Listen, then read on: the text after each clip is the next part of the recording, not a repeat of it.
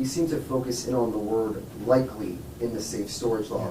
And having spoken to counsel for the Tampa police officer, he seemed to say he's not going to be charged because of that likelihood.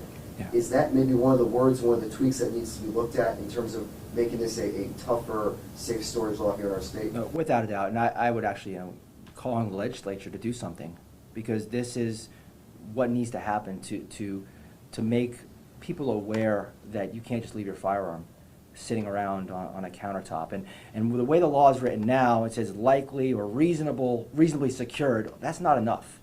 There needs to be provisions put in the law or taken out of the current law that don't allow this loophole. Because what's likely? If you lock your door and that you say, don't come in my room, and the person comes in the room, well, he's a good kid, he's likely not to get in. Well, he got in.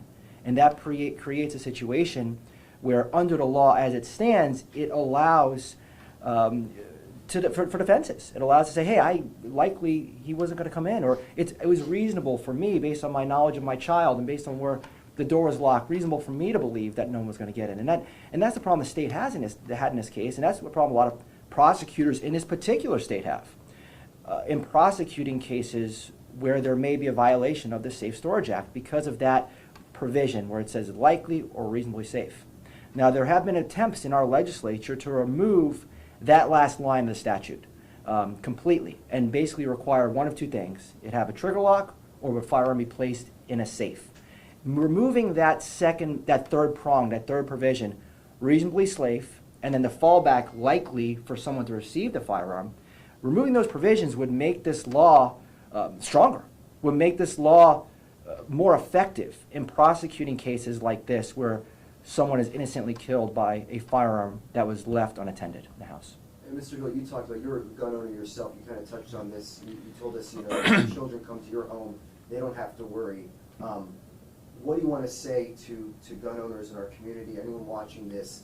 What is your message to them to hopefully prevent this type of tragedy from happening to another family? Well, I think the irony is that probably 99.9% of gun owners know the answer. Use trigger locks. Secure safely in a safe that only you have the combination to. That's what I do. And it's unfortunate that that didn't happen in this case because we have a completely different outcome if something that simple is followed and that reasonable, frankly. What do you miss the most about your son? Wow. Everything.